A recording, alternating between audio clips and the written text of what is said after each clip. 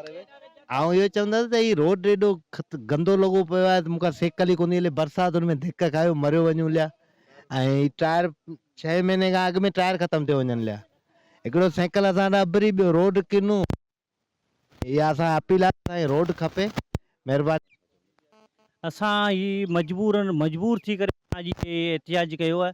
असांजी को बि MP असांजी ॻाल्हि ॿुधण लाइ तयारु कोन्हे। असांजे 0 पॉइंट ते वेठा आहियूं, सिर्फ़ु अधु किलोमीटर खां बि घटि आहे। असांजो रोड रिपेयर काफ़ी मरतबा चई थकी पिया आहियूं। असां सां कई वाइदा कया आहिनि ज़हीर पिताफ़ी साहिबु, इमदाद पिताफ़ी साहिबु, तव्हांखे चओ त आउं WhatsApp ॾेखारे सघां थो जेको मूंखे इमदाद साहिबु जेके जवाबु हाज़िर बा इहो तक़रीबन 10 सालनि खां वठी आसरा ॾींदा अचनि। असांखे तमामु वधीक तकलीफ़ आहे। उन खां अलावा लुटेरा हिते राति जो घटि वठि बीहनि था, उन करे असांखे वधि में वधि तकलीफ़ आहे।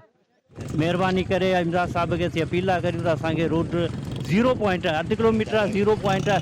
ही साम्हूं जेको आहे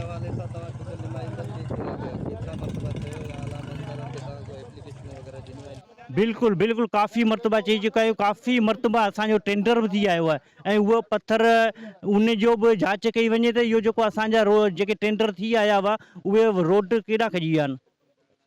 असांजो काफ़ी चकर बाक़ाइदा टेंडर में ठही चुको आहे। हिते सरज़मीन ते तव्हां ॾिसंदे हीअ 88 में असांखे गनी साहिबु ॾिनो रोड ऐं 94 में बचाणी साहिबु हिकिड़ो चकर असांखे रिपेयर कराए ॾिनो आहे। उन खां पोइ अॼु ॾींहं ताईं को पथर न आहे लॻो रोड ते।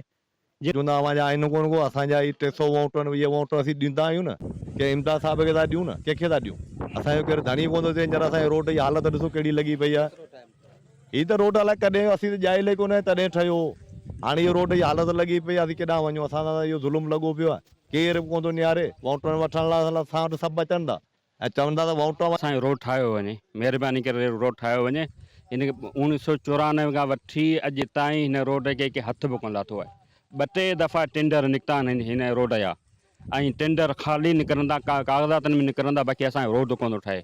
महिरबानी करे असांजो रोड ठाहियो वञे। इमदाद साहिब खे असीं चऊं था।